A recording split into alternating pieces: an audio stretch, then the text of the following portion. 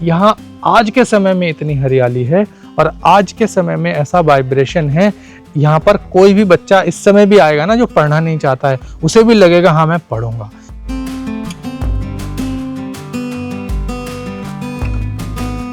आज हम उस जगह पर आए हैं जिसे दुनिया की सबसे पहली और महान यूनिवर्सिटी कहा जाता है और यह हमारे भारत देश में ही है। ये है नालंदा महाविहार या नालंदा यूनिवर्सिटी।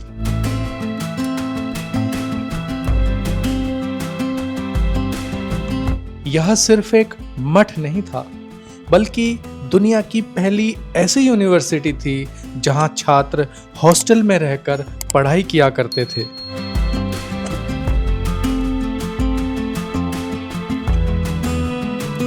और सबसे हैरान कर देने वाली बात यह है कि ये यूनिवर्सिटी आज से लगभग 1600 साल पहले 5वीं शताब्दी में बनी थी, जब दुनिया में कहीं और ऐसी शिक्षा व्यवस्था नहीं थी।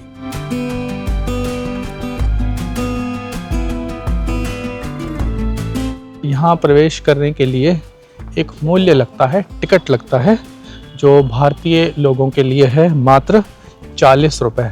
40 रुपये का टिकट लीजिए, अंदर आइए, और अगर कोई बड़ा कैमरा वगैरह है आपके पास तो उसके लिए अलग से 25 रुपये का टिकट और लेना पड़ता है।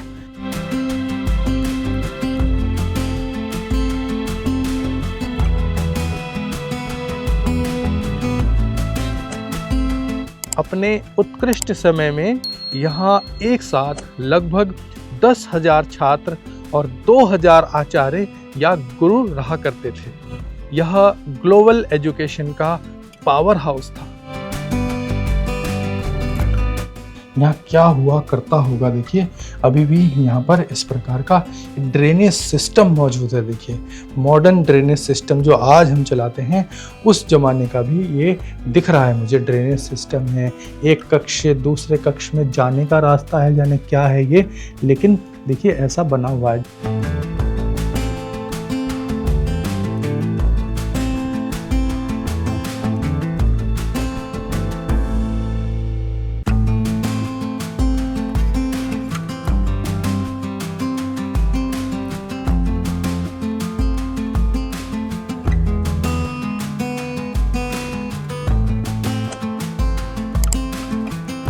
सबसे अद्भुत चीज़ थी इसकी लाइब्रेरी, जिसका नाम था धर्मगंज और जिसमें 9 मंजिला इमारत थी।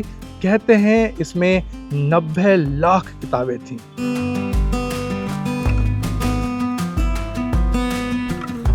मेरे राइट साइड में देखिए गोल गोल कुछ संरचनाएं बनी हुई हैं।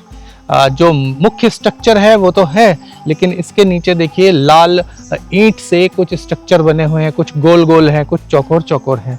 अच्छा, अगर आपको इसके बारे में जानकारी है तो कमेंट में लिख करके मुझे ज़रूर बताइएगा, क्योंकि नालंदा विश्वविद्यालय के ये भग्नावशेष हैं और यहाँ पर जो ये स्ट्रक्चर बने हुए हैं, इसके बारे में जानकारी देने वाला मेरे साथ इस समय कोई भी नहीं है, आप ही लोग हैं। मैं आप लोगों से रिक्वेस्ट करता हूँ कि कमेंट में मुझे लिख करके बताइए कि ये जो गोल गोल और चौकोर चौकोर स्ट्रक्चर हैं, जो संरचना है, इसका क्या इस्तेमाल किया जाता होगा।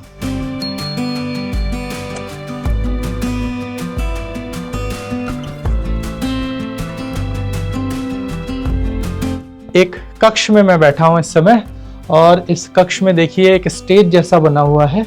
अब कोई गाइड होते तो शायद वो हमें बता पाते कि इस स्टेज का या इस छोटे कक्ष के अंदर इस स्टेज नुमा इस जो चीज़ को बनाया गया है उसका क्या इस्तेमाल किया जाता होगा, लेकिन मुझे तो मालूम नहीं है। मैं सिर्फ कल्पना कर सकता हूँ कि ये जो बनाया गया है इसमें वो क्या कर सकते होंगे। आप में से जो भी विद्वान व्यक्ति हैं, अगर उनमें से किसी को भी मालूम है तो कमेंट में लिखकर मुझे ज़रूर बताइए कि ये जो स्टेज नुमा चीज़ है इस पर क्या करते होंगे उस समय के विद्यार्थी लोग, उस समय के जो अनुसंधान करता थे वो क्या करते होंगे।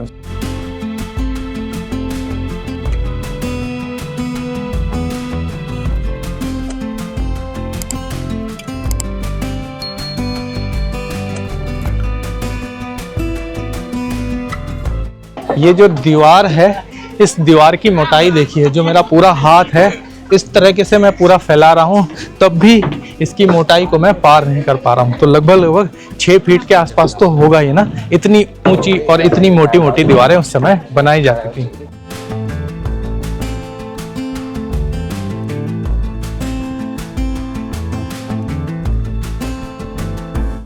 तो यहाँ पर ये गोल गोल से स्ट्रक्चर दोबारा आपको देखने को मिलेगा। और यहाँ के किसी अधिकारी से मैंने अभी पूछा था कि ये क्या है, तो उन्होंने बताया कि जो ये गोल गोल स्ट्रक्चर हैं, ये सब यहाँ के जो पढ़ाने वाले जो टीचर्स थे और जो पढ़ने वाले छात्र थे, तो उस समय तो दूर कहीं जा नहीं सकते थे। अगर किसी वजह से किसी की मृत्यु हो गई तो उनको यहीं पर ही समाधिस्थ कर दिया जाता था। तो उनकी जो समाधियां हैं वो यहाँ पे बनी हुई हैं। तो ये जो स्ट्रक्चर आपने पीछे भी देखा था, वही सेम स्ट्रक्चर यहाँ पर है। और ये सब के सब समाधि हैं, कोई छोटा है कोई बड़ा है।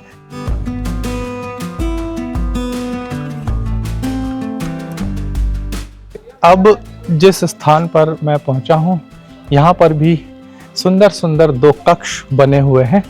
देखिएगा, यहाँ पर ये 2 कक्ष बने हुए हैं और कक्ष का जो द्वार है वो बहुत ही अनोखा मुझे लग रहा है। देखिए, इस प्रकार का ये द्वार है। जब हम इसके अंदर प्रवेश करते हैं इन कक्ष में, तो इसकी जो छत है ना, वो छत जो है वो गोलाकार में है। देखिएगा किस प्रकार से इसका आकार है, गोलाकार छत है। और यहाँ पर क्या होता होगा, अगर कोई गाइड होते तो मैं आपको बता सकता था, लेकिन आप ये ध्यान रखिए, ये नालंदा विश्वविद्यालय का भग्नावशेष है।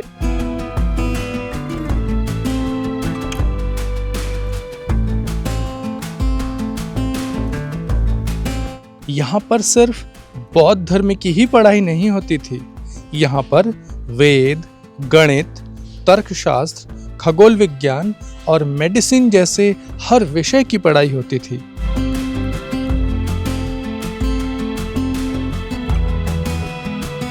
नालंदा विश्वविद्यालय में दाखिला पाना बच्चों का खेल नहीं था। छात्रों को पहले एक बहुत ही मुश्किल इंटरव्यू या टेस्ट पास करना पड़ता था। पता है, भारत के महान गणितज्ञ आर्यभट्ट, जिन्होंने हमें शून्य का ज्ञान दिया, वो भी किसी न किसी रूप में नालंदा यूनिवर्सिटी से ही जुड़े हुए थे।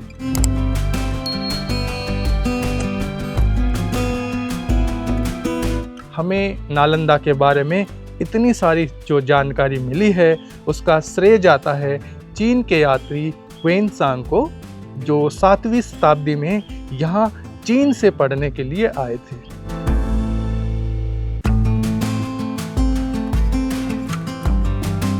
और इसमें काफ़ी सारी सीढ़ियां हैं, आप देख सकते हैं। सीढ़ियों से चढ़ के ऊपर जाना है। तो वही जो पुरानी ईंटें हैं, उतनी मोटी मोटी और चौड़ी चौड़ी ईंटों से इसको बनाया गया है। सामने एक विशाल आपको प्रांगण दिखाई देता है और यहाँ पर इसको मंदिर कह सकते हैं, मंदिर का क्षेत्र था। शायद जो यहाँ पर कुछ अनुष्ठान किया जाता होगा, जिसके लिए यहाँ पर काफ़ी खुला स्थान रखा गया है। और यहाँ पर जो स्थान आप देख रहे हैं, ईंटों से बनाया गया है, बहुत ही सुंदर स्थल है और ये मेन स्थान है। इस स्थान पर ऐसा कहते हैं कि ये जो ताला बंद है, गेट बंद है, इसके अंदर भगवान बुद्ध की प्रतिमा स्थापित थी। यहाँ पर अभी भी आप देख सकते हैं वो स्थान बना हुआ है यहाँ पर, जहाँ पे बुद्ध की प्रतिमा स्थापित थी। लेकिन वो बेस तो अभी भी यहाँ पर बच गया है, लेकिन भगवान बुद्ध की प्रतिमा इस समय यहाँ पर नहीं है। इस बेस को देखकर अंदाज़ा लगाया जा सकता है कि यहाँ पर उस समय कितना भव्य यह स्थान रहा होगा, कितने श्रद्धा भाव से जो यहाँ के पुजारी गण थे, छात्रगण थे, यूनिवर्सिटी के अलग अलग लोग थे जो पढ़ने और पढ़ाने आए थे, वो कितनी श्रद्धा के साथ यहाँ भगवान की आराधना करने के लिए आया करते थे। आप देख सकते हैं ये जो पथ बना हुआ है, ये प्रदक्षिणा पथ है। ये राइट साइड में जो आप देख रहे हैं, ये जो पुराने ज़माने की ईंटें थी जिससे इस सुंदर और भव्य मंदिर का निर्माण किया गया था। और उसके साइड में ये जो पथ छोड़ा हुआ है, इस पथ से सभी जो छात्र थे और कॉलेज के विभिन्न प्रकार के स्टाफ थे, और भी लोग थे जो भगवान की आराधना करने यहाँ आते थे, पूजा करने यहाँ आते थे, वो इस मंदिर की प्रदक्षिणा इस प्रकार से, इस पथ से करते थे। अभी तो खैर जो हम लोग आते हैं तीर्थ यात्री, हम आते हैं और उस चीज़ को अनुभव करने की कोशिश करते हैं, उस समय की चीज़ों को अपने मन में इमेजिन करने की कोशिश करते हैं।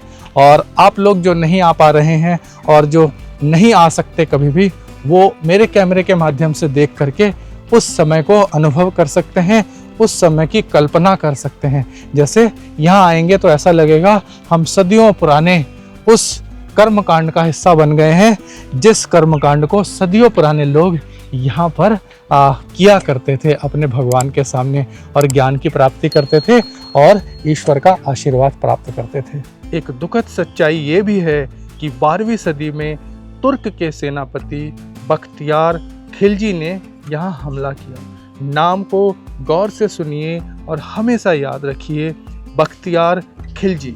उसने इस यूनिवर्सिटी पर हमला किया और उसका उद्देश्य ये था कि इस ज्ञान के केंद्र को वो नष्ट कर दे, और इस उद्देश्य के साथ उसने यहाँ के विशाल लाइब्रेरी में आग लगा दी। और कहते हैं ये जो आग है ये महीनों तक जलती रही, 6 महीने तक जलती रही, ऐसा कहा जाता है। और वो जो सारा ज्ञान था, सारी पांडुलिपियाँ थी, वो सब राख में बदल गई। नालंदा विश्वविद्यालय के इस भाग में बैठने से कैसी अनुभूति होती है। अगर सच में उस अनुभूति को प्राप्त करना है तो आपको यहाँ अवश्य आना पड़ेगा। यहाँ आइए और इस अनुभूति को महसूस कीजिए। आज यह खंडहर है, लेकिन इसके महत्व को देखते हुए यूनेस्को ने इसे वर्ल्ड हेरिटेज साइट घोषित किया है। यह भारत के गौरवशाली इतिहास का प्रतीक है।